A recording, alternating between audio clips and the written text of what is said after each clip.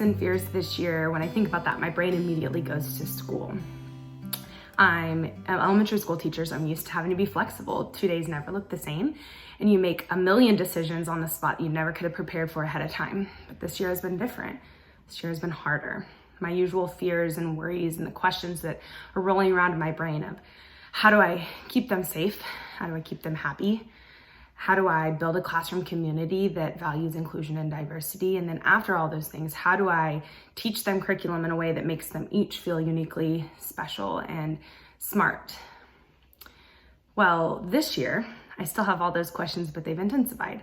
How do I keep them safe from something that is a very real threat to their safety? How do I keep them connected and build friendships when there are actual barriers in between them, plastic shields to keep them safe, but that feel like it keeps them apart? How do I build a community that values the education of all when we are dealing with technology issues and the loss of normal instruction for months? But as I realized that all those fears have increased, my hopes brought to me from school have not decreased. I've seen kids love on each other and be friends with each other through any restrictions, through any barriers that have been put between them. I have seen kids smile and heard their laughter no matter whether you can see their mouth behind a mask or not. I've seen them include each other in unique ways, literal Zooming each other from home and walking each other around the room for those that were home and couldn't be a part of what was going on so they didn't feel excluded. As I know this year has been scary and hard for me, I know that it's been scary and hard for kids. This has been new and it's been hard for all of us. But I have realized that they have shown me resiliency and grace in a way that shows me that there's still so much good out there. Don't just stand there, do something.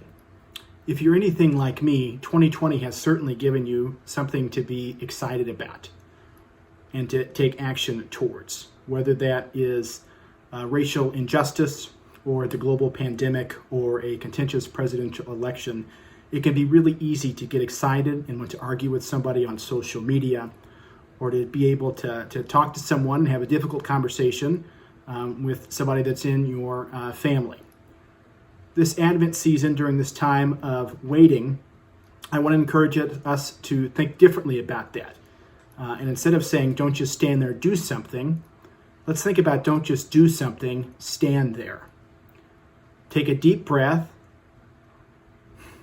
Think about your actions and how they will impact your relationships with your community and your country.